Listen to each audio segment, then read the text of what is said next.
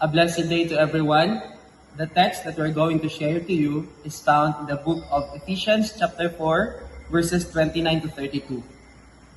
Do not let any unwholesome talk comes out of your mouths, but only what is helpful for building others up according to their needs, that it may benefit those who listen. And do not grieve the Holy Spirit of God, with whom you were sealed for the day of redemption. Get rid of all bitterness, rage, and anger, brawling and slander, along with every form of malice. Be kind and compassionate to one another, forgiving each other, just as in Christ God forgave you.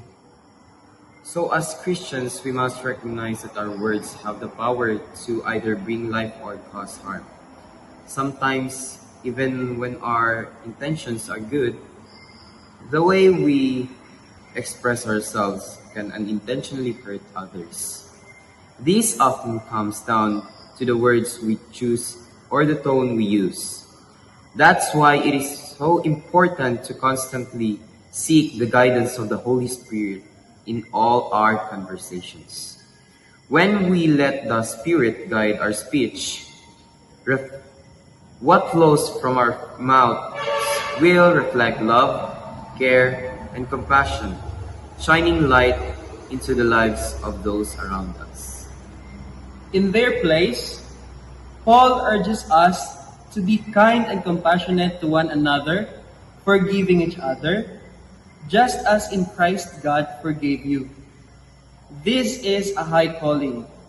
Loving those who love us is easy, but showing kindness, compassion, and forgiveness to those who have wronged us or whom we find difficult to love requires humility and spiritual maturity. And yet, through the power of the Holy Spirit living within us, it is possible.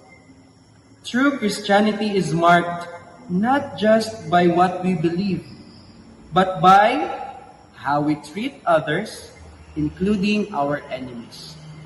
If we truly walking with Christ, our hearts will be softened, and we will be empowered to show grace to everyone, even those who challenge us the most. Let us be intentional in choosing words that uplift, actions that reflect Christ's love, and attitudes that foster unity and peace. God bless and shalom.